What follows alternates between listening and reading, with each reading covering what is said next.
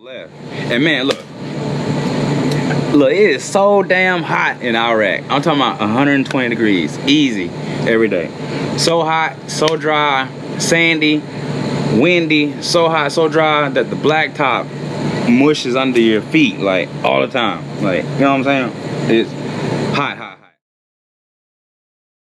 So what we would do, because we would leave the wire at probably like 10. And boom, we would come back, you know, right when the sun was coming up, 6 o'clock, you know, shit like that. So, and it was baking hot at night. So what we would do, we'd have these big water bottles and shit. Matter of fact, let me get my water. Boom, we had these big ass, like these big water bottles, frozen solid, like brick solid. You can throw that hole against the wall. It wouldn't do nothing to it. Anyways, so we packed these big water bottles, and by the time we would get back, you know, 6 o'clock, these bottles would be unthawed and they'd be boiling hot. I'm talking about hot, hotter than you wouldn't believe. But anyways, where was I at? Yeah, boom. So we was taking fire from the left, man, and so we're sitting there, and then come over the radio. They're like, "What are y'all doing?" Well, not really, because we'd have to wait for confirmation to return fire. And so these bullets would come in, and we couldn't shoot back until we had like effective fire.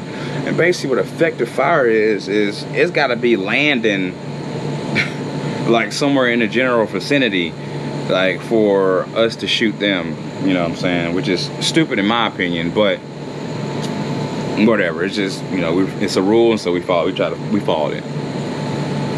And so I'm sitting there looking in that direction, you know, looking for a muzzle flash, or, you know, looking for muzzle flash to see where the guys are at. Then all of a sudden you start hearing shit zing across your ear and crack onto the wall, like that was right there to the right of us. It'd be like smack against the wall. And so I'm like, shit, like damn. And they're like, "What are y'all doing? Return fire." And so boom, we were on the 50 cal. Joe, me, and the other guys, we're on the 50 cals of the 5-ton vehicles that, you know, that we had. And so we would rock back that 50 cal and just start letting it go. And I'm talking about, dude, these weapons do like devastating damage. Like, I'm talking about like devastating damage. Like they don't even spin like a normal bullet. They kind of like wobble.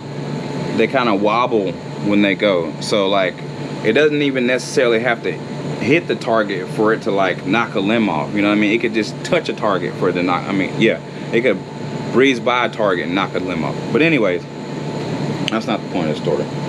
So anyways, so we get on this particular target, this destination, and so our guys go, and while they're doing all the exchanging all the fire and stuff, these other guys are going and getting these high value targets.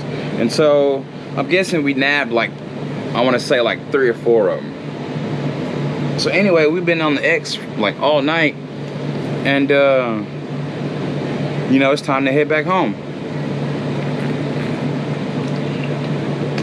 The sun's popping up over the horizon, so it's time to get back. We no longer have the element of surprise because, you know, the night vision, the nods that we have, they're rendered useless.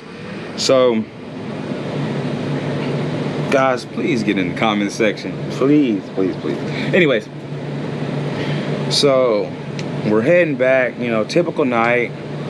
You know, we go out, we get on the X, you know, we exchange some fire, you know, we're out there all night, and that was our big thing, to shoot. Like, you know, the previous deployment, it was just driving. We wanted to get in the fight, and we were in the fight. And so every time we went out, our big thing is we wanted to bust our guns, like, you know, period. Like, you know, simple as that. So this night it was cool. We got out there, we bust our guns. This time, personally, I heard the bullet whiz by and crack on the brick beside me several times. So it was a little bit sweeter this time. This mission was a little bit sweeter. It was a lot sweeter, man. I ain't ain't gonna downplay it. It was a lot sweeter because everybody, you know, I would say more than half of the United States is even scared to join up, much less volunteer to get into the fight. So, you know, like the fact that I did and I was able to bust my gun on top of that, shit, you know, I'm gonna take all that as that comes, you know what I'm saying? Forgive me in the most humble way possible, respectfully, to everybody involved. So yeah, man, it was a lot sweeter.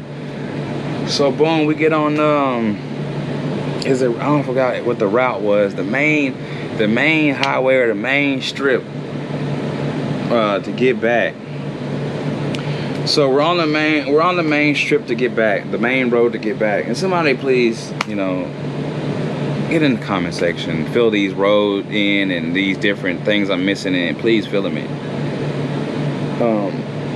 So on the main road, when we get on the main road, this is what usually happens. Each 5-ton, which is placed strategically, you got one in the front, one in the middle, another, or you got probably one facing the front, one facing the right, one facing the left, and then you have the little Humvees, you know, taking up the rear and shit. Or we might even had a fourth taking up the rear. Probably had a fourth taking up the rear, like big gun, 50 cal us, not the Charlie Troop guys, because they had, you know, they're in up armored Humvees and shit. So yeah, so I was in my sector. I was in the turret, you know what I'm saying, in the top with the 50 cal, aimed in my sector of fire. And usually what happens is, man, you're out there on the X all night, you know, 8 hours, you know, from night to morning. And when the morning comes, man, you gotta realize it's so hot. It is so hot. It is so hot. Even in the nighttime, it is so hot. It's so hot. It's so hot that you're just sweating and you got full gear on. Like, look, let me show you. Let me show you. This is an IBA. This right here holds 7.62 sniper plate. This back here holds another 7.62 sniper plate. You see this right here? This does have the plate in it still. This is mine. So this plate, and you can see it. You can see it. But this is my life-saving kit. My okay. Let me see. Yeah. So yeah, man. You can see the neck, how sweaty the neck is. We had all this shit on, like all this stuff on, and so. And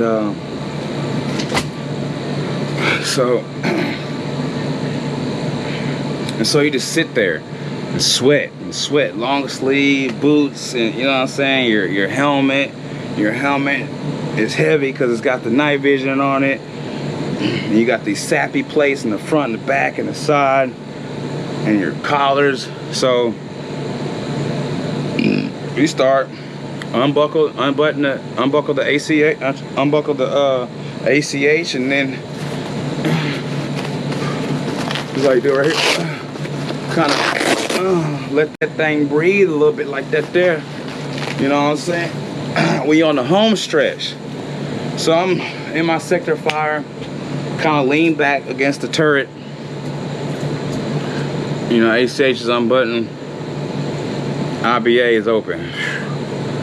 Made it through another one. Made it through another mission. Kind of closed my eyes, because I mean, you're looking right out there on the horizon, and on either side of the interstate kind of overpass. We're on an interstate overpass at this point in time, and you can see down at and it's just like fields of trash, just trash. But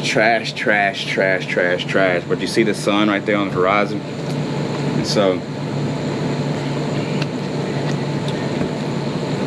Kind of close my eyes and drift off. When I drift off,